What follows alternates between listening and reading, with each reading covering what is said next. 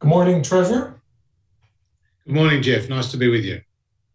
Great to have you. Welcome to everyone tuning in as we kick off our annual predictions tradition at Reuters Breakingviews, where we gaze into our crystal balls and try to define what to expect for the coming year.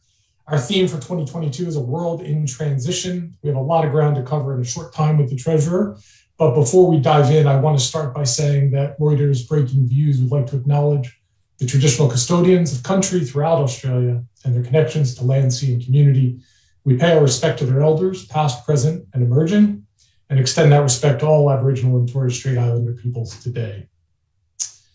Treasurer, let's begin with your mid-year budget outlook, which was published yesterday. There are some encouraging figures in there as well as some concerning ones. But given how quickly the Omicron variant is spreading and considering the restrictions on movement and travel that many countries are starting to impose again, how confident are you in any of these economic forecasts? Well, these forecasts, Jeff, have been based on the best medical advice available to Treasury, and the early signs from the Omicron variant is that while it's highly transmissible, it's perhaps less severe than other variants, and that the vaccine, which has been rolled out to around 90% of our eligible population in Australia, is an effective defence. So too are the treatments. So we have an upside and a downside scenario in those numbers that were released yesterday. But overall, the picture is of a growing Australian economy. We're looking at 4.25% GDP growth for next calendar year. We're looking at household consumption that's going to be around 5.5%. We're looking at business investment that's up 16% this year and next is the expectation, the strongest since the mining boom. And we've also seen unemployment come down yesterday to 4.6%, with the biggest monthly job creation on record at 366,000 new jobs over the month of November. So we're seeing a very strong bounce back in the labour market, which will drive a better budget outcome as well. I mean, you have messaged this idea nationally about the vaccines and about no more lockdowns and sticking to the plan. At what point, though, do you have to reassess? Well, we believe that you can live in a COVID-safe way with your freedoms back and without lockdowns. Now, obviously, Australia did see, in particularly the southern states, extended lockdowns, as other countries have had as well. We very much want to put that behind us, and that's why it's so pleasing to see the high vaccination rates. Now, we've also rolled out, one of the first countries to do so, a population-wide booster program. And those boosters are going to provide an extra layer of defence. Now, there's a 5-month period between having your second dose and then having your booster shot. We've also made the vaccines available to children as young as 5, and that will start rolling out early in the new year. So I'm confident the combination of our high vaccination rates, we have one of the lowest mortality rates from COVID in the world, and our strong economic recovery points to a very optimistic future next year. Yeah, I think that's right. I wonder, though, what have you learned over the last 2 years of managing this pandemic that has changed how you would approach things if things were to get worse again? What would you do differently, in the coming year? Well, obviously, there's been an unprecedented level of coordination between government policymakers and health officials. And I think that's served Australia well. For example, we closed our borders, our international borders, early on last year. And that came at an economic cost, but it also meant that we were able to keep the virus under relative control. We did have extended lockdowns in the state of Victoria and then more recently in New South Wales, but many of the states actually went through the COVID pandemic without having to go into extended lockdowns. So I think that close working relationship has served us well, and I think that's one of the lessons to take forward. On the subject of those closed borders, I mean, even before the pandemic, your government cut the annual immigration limit in Australia from 190,000 to 160,000. Of course, over the past 2 years, there's been virtually no immigration. You had net emigration, in fact. which stands to have quite a big impact on many parts of the economy for years to come. Are you prepared to lift those caps again to reverse some of that damage? Well, you're right to point to the importance of population as an ingredient in economic growth. Indeed, the three Ps, the participation of the workforce, the population, and the productivity, are drivers of greater economic growth. We did see population growth go to its lowest level in over a century in Australia. And you're right, net overseas migration actually went negative as more people left the country than came to the country. But we've now lifted the pause on the international borders. So we're taking international students, we're taking skilled workers, restarted the humanitarian program. And Australia has a great tradition of welcoming migrants. We're a strong multicultural and diverse society. So what we said in yesterday's numbers, that would be an extra 120,000 people coming into Australia than what was forecast as recently as May this year, as a result of the borders reopening around 6 months earlier than what was forecast in May. I mean, your own agency released a study last week with findings that migrants actually contribute significantly more to federal and state budgets than the general population over their lifetimes, and tend to have better employment outcomes too. Isn't there a pretty strong economic case for trying to make up some of that lost ground on immigration? Well, you can see in the numbers that net overseas migration, which takes into account skilled workers and others, people are staying longer periods of time in Australia, heads over 200,000 in the coming years. So we are going to see numbers come back, and that is a function of our success in getting vaccination rates in place and ensuring that we maintain integrity around our borders. So I think there's a good story to tell on the population side. All right. I wanted to talk a little bit about inflation as well, because it's interesting, there does not seem to be a lot of concern about it here in Australia, either from you or from the RBA, frankly. And while it has largely been confined to house prices and petrol here, how realistic is it to think that Australia will be immune from the rising prices that are being experienced in other parts of the world? Well, we are keeping a close watch on inflation, and it is more persistent than earlier thought. And the headline inflation numbers at 3%. The underlying inflation is at around 2.1%. And that is actually within the target band that the Reserve Bank has established between 2 and 3%. It's the first time it's in that band since 2015. That's not a bad thing. And last year we saw in Australia deflation. So we actually had the biggest lift in real wages in a decade last year, as, for example, childcare became free during the pandemic. And you also saw falling petrol prices and the like. Look, one of the key drivers of the more persistent inflation levels is supply side constraints. And I don't think they're there permanently. What we did see during the height of the pandemic is the composition of trade change as more people moved away from services towards goods because they simply couldn't travel and move more frequently. That put some pressure on the port system. That put some pressure with freight costs, and that found its way through. At the same time, timber costs have gone up, steel fabrication, and you've also seen, for example, semiconductors in short supply, which has meant that your wait for a new motor vehicle is extended. All those things, I think, will wash its way through, Jeff, through the economy in the period ahead. So in yesterday's numbers, we had inflation, for example, over the next 3 years of being around 2.5%. And so it was consistently there. But of course, no one's got a crystal ball, and no one can tell you exactly what it will be. I mean, obviously, one area where we've seen prices come down a bit is in some commodities, particularly iron ore, over the past 6 months or so. China obviously plays a big role in Australia's economy, but it's also a relationship that has deteriorated pretty badly over the past 12 to 18 months. How do you assess the prospects of that relationship for next year? Well, China is a very important economic partner for Australia, and it's mutually beneficial. I think that's an important point to underscore. We benefit from Chinese students coming to our universities, Chinese tourists coming to our tourist destinations, and indeed importing Chinese goods. At the same time, Australian agriculture is the best in the world, and our iron ore, our coal helps underpin China's economic growth and industrial development. And you can't just replace Australia's iron ore very easily.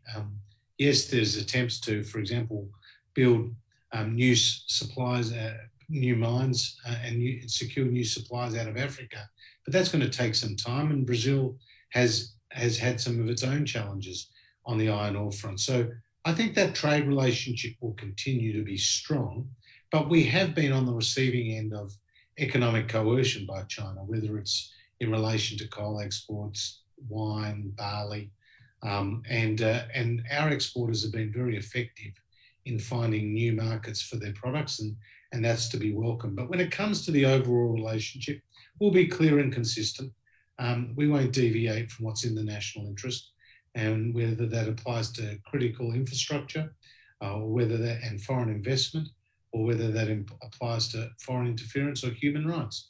We'll be pretty clear and consistent where our national interest lies, and say as much. I mean, there is a stated aim of in some ways trying to contain China. Along those lines, what's the future in your eyes of the Trans-Pacific Partnership in terms of new members? Do you think the United States can or should build something similar without joining?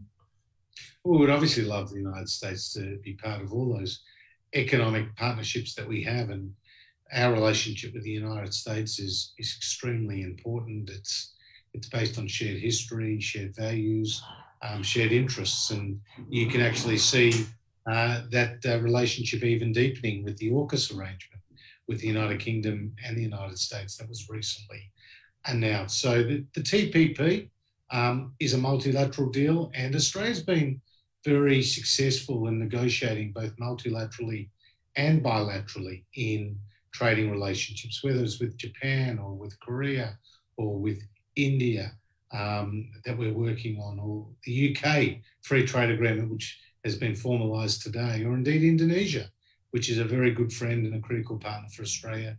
We've been bedding down those trading relationships and creating new markets. I mean, sticking on the subject of China, I mean, I wonder how are you factoring in the impact that Chinese policy on balancing climate change goals and economic growth will have on that demand for iron ore and coal from Australia? Well, you can see that in our budget update. I mean, we have pretty conservative assumptions when it comes to iron ore prices. We have a price of $55 a tonne free on board. That price is now above that, and we have it on a glide path till the June quarter, and that's a bit longer than what we were initially expecting. Obviously, metallurgical coal and thermal coal are large exports too for Australia, and prices have been much higher for those two commodities than was at budget in May. So there has been some upside on the commodity prices for Australia. Our terms of trade are at a record high, and our trade surplus is at a record high. I mean, but of course they have set some pretty aggressive goals, and they seem to be taking some steps back on economic growth. They're sacrificing a bit in terms of meeting those climate goals. I mean, that will have an impact, won't it? Yeah, and we're watching the Chinese property market as well pretty closely. And, that is always one of the risks to the global economic outlook as to what happens in China, because there are some challenges there as well.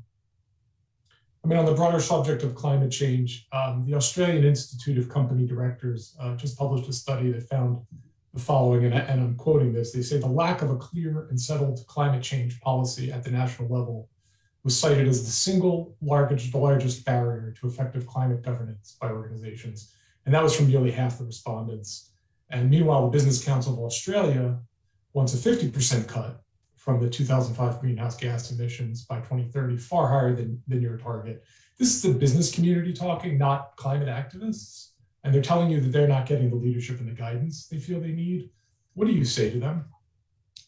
Well, Jeff, what I'd say is look at our track record. Emissions are down by more than 20% on 2005 levels. And that is more than in New Zealand or in Canada or in the United States. Many other comparable countries do not have such reductions in their emissions based on the 2005 benchmark. Now, we believe that emissions will come down by up to 35% by 2030, and we have committed to net zero by 2050. That was an important initiative by the coalition, and I think we're on a steady trajectory towards that goal. We've laid out an emissions investment roadmap that brings $20 billion of government spending on low emission technologies, and it seeks to partner and leverage around $80 billion in total spending. So 1 in 4 Australian households have solar panels on their roofs. That's the highest on a per capita basis anywhere in the world. We've seen in recent years some $35 billion spent on renewable energy technologies. That's more on a per capita basis than we see in many other comparable countries. So we've actually got a good story to tell. And now that we've committed to net zero by 2050, I think there's some more certainty there for those businesses you talked about. I mean, I think the world has really come to a consensus that the next 10 years are really critical. There's plenty of technology available. You've talked about some of it in terms of solar panels, but there's a lot more in terms of renewables that can bring jobs and economic growth. You've pushed most of the action out beyond 2030, 65% of it. Why not go faster? Well, Jeff, we are moving on the technology front. We're heavily invested in hydrogen, including international partnerships with other countries. We're investing in carbon capture and storage, soil carbon, getting the cost of solar cell technology down aggressively. I mean, it might surprise your viewers to know that around 90% of solar cell technology used in commercial operations had their origins in Australian research by our leading universities. So we've actually been at the forefront of a lot of these reforms and will continue to be so. We've got some massive pumped hydro facilities. For example, one's called Snowy 2.0, which is creating more than 5,000 jobs in New South Wales. And the goal of that is to provide a big battery for the east coast of Australia. I used to be the Energy and the Environment Minister. Maybe that's why I'm speaking with a bit of passion about this subject. But again, I think we've got a strong track record of reducing emissions, but at the same time, reducing electricity prices, which are critical to households and to business competitiveness. Have you given any fresh thought about whether Australia needs a carbon price, as industry has been calling for? Well, we've made very clear our approach is technology, not taxes. Okay. Not sure they're mutually exclusive, but we can leave that one there. This year, you went pretty hard and successfully against Google and Facebook overpaying for news. But big tech obviously continues to be a concern around the world. Are there other aspects of their dominance that you plan to target in 2022? Well, obviously that was a big battle that we had. And in fact, Australia was shut down for a day, if you remember, by Facebook, which created a few shockwaves across the community. But at the end of the day, I had very good negotiations with the heads of Google and Facebook. We focused on what was a mutually beneficial outcome that sees them paying for the generation of original content. And that's helped put our traditional news media businesses on a more sustainable footing. And I think that's very important. So our focus has been on also holding these digital giants to account for some of the bullying and some of the material that gets posted online. But we live in a world of digital disruption, and it's affecting everything from our payment systems to the way we consume our media, to the way we shop, to the way we meet, like the Zoom meeting replacing hopping on an aeroplane and going interstate for a board meeting. There are lots of changes that are occurring as a result of digital disruption, and getting Facebook and Google and others to pay the traditional news media businesses for generating original content, I think, was a very important development and reform. Are there other areas that you are concerned about with their obvious dominance? Obviously, we're focusing on some other areas where there may be need for actions, and we're working those through. Okay. The banks here will obviously be a key component to any sustained economic recovery. Have they done enough in the wake of the pretty bruising Royal Commission to shore up themselves and the financial system here? Well, I think that the Royal Commission was certainly a wake-up call for the financial system more broadly. It brought a lot of scrutiny to the roles of not just the commercial institutions, but also the regulators, the conduct regulators, the prudential regulators. And we have gone ahead and implemented those reforms from the Royal Commission. With respect to the banks, they have played, I think, a very constructive role through this pandemic. We worked with the banks and the prudential regulator in terms of the treatment of capital to ensure that some $250 billion worth of loans could have a pause put on repayments, both interest and principal. That was very helpful during the height of the pandemic in removing one of those concerns for businesses and for households. And it was part of the efforts that we made to put the economy into hibernation effectively while people follow the health restrictions. Okay. I mean, obviously, part of what's happened with the banks as well is that the low rates have enabled a lot of home buying. Prices have gone up pretty astronomically here in Australia. It's a tough market, especially for new buyers. How concerned are you about this, about where prices are?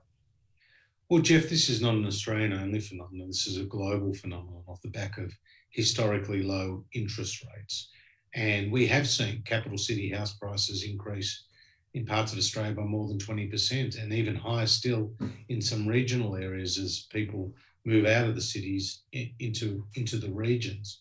At the same time, we've seen over the last year around 170,000 first home buyers come into the market, whereas the 10-year average has been 100,000.